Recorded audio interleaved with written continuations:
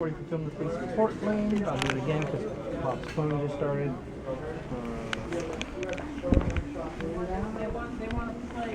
Look at this. Okay. Everybody's been having trouble with that. Oh yeah.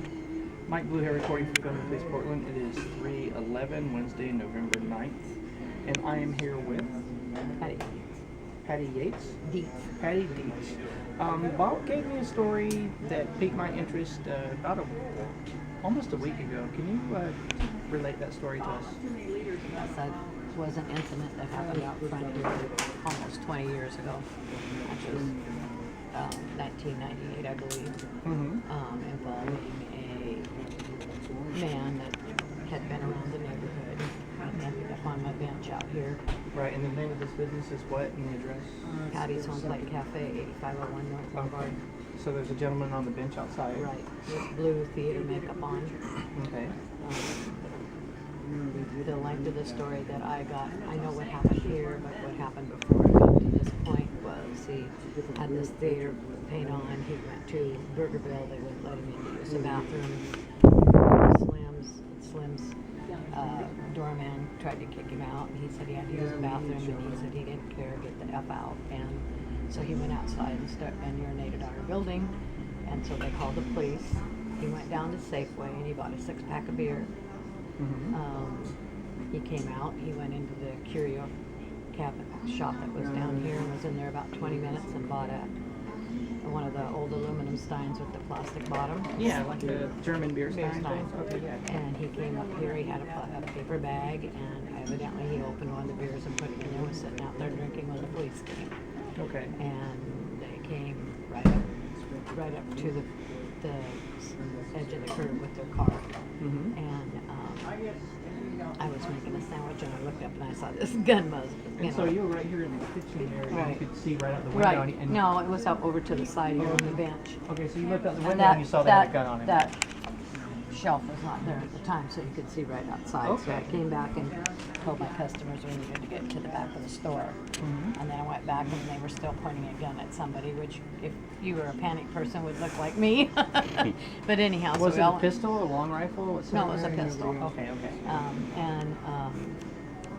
So we came to the back of the store, and here comes all these police cars, and the sergeant parked in front here. And they were getting everybody coming in and told me to get out of the building, that the guy had a bomb under the bench. Whoa. In the bag that was under the bench. And so we cleared the building out. And there ended up being about 200 people on the street. There was probably about, 15 cops. So they must have called Portland CERT, like the SWAT team and bomb disposal. Well, I don't know. all The that sergeant crazy had a stuff? bean bag shotgun in the back of his car. Okay. And he had one of the policemen come over and get it.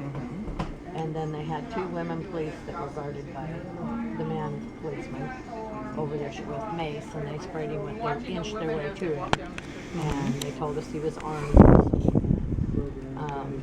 So that's 4 officers approaching him real close. Right. Okay. And the 2 women sprayed him with the mace, and Okay. he just rubbed it away.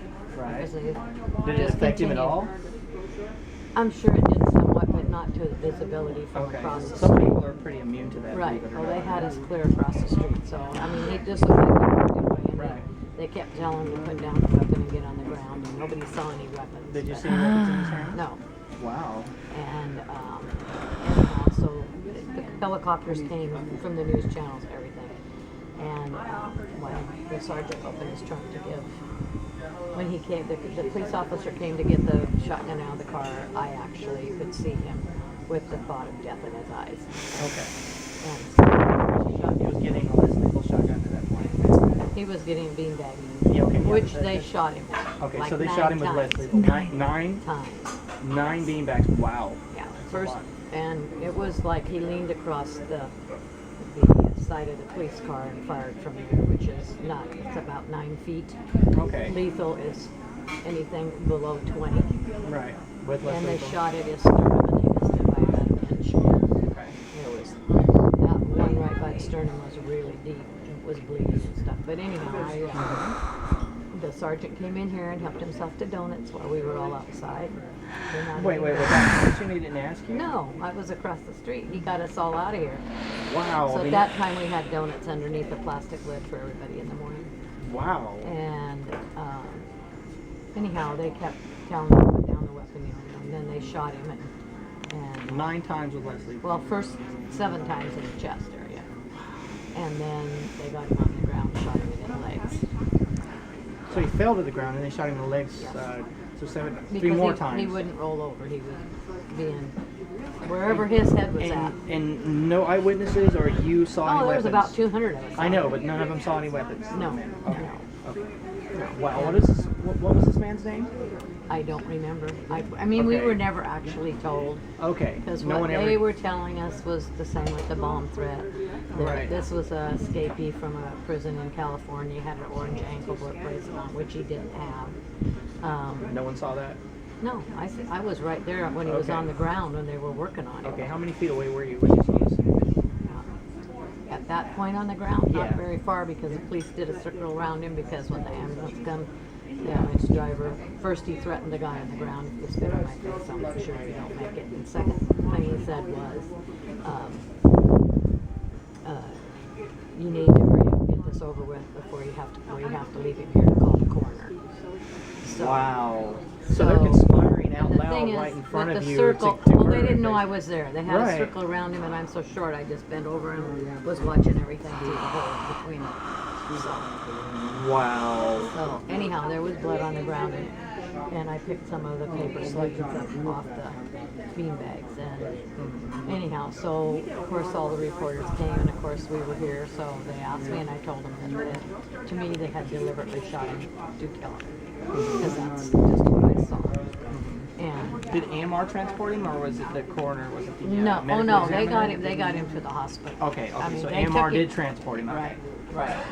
And anyhow, we kept trying to inquire about him, and they kept telling, well, he's crazy, and he's in that, that house area, and you can't get any information on him.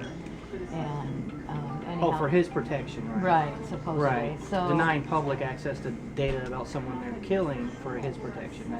That's wonderful. well, when you put anybody in the net area of a hospital like that, you can't find out any information. Right. So.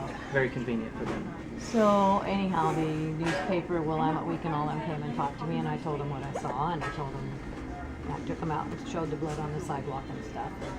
And anyhow, so then the sergeant came back here, and he had told me that I needed to retract my statement, that there was no bullet. Wait. The donut munching sergeant Yes. that walked into your private property Right. and helped himself to rob you?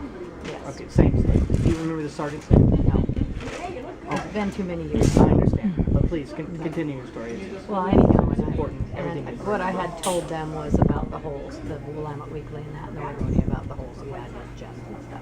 And, You saw the blood bleeding holes in yes, his oh chest. yeah, when Right. there was blood on my sidewalk when they picked him up and left. Okay. Yeah, so, and the paper asked me if we'd been able to find out anything, and I said no, so they tried to find out something, and they called me back and they said they couldn't find out anything either. It was just like he disappeared. But when the sergeant came in here and started talking to me, he said, you need to retract your statement from the paper. And I said, no, I'm not going to. I know what I saw. Well, no, you don't know what you saw, because every bullet hole has an exit wound. He had no exit wounds. I said, that's not true either. Sometimes the bullet doesn't come out. Sometimes it absolutely. remains in your body. Absolutely. And I But, said, and but all you saw was less lethal shots, right? yeah, that's what I, Okay. to me, that's the way I felt. Okay. That's the look All right. I got out of that Right. guy's eyes that took the shot. Okay.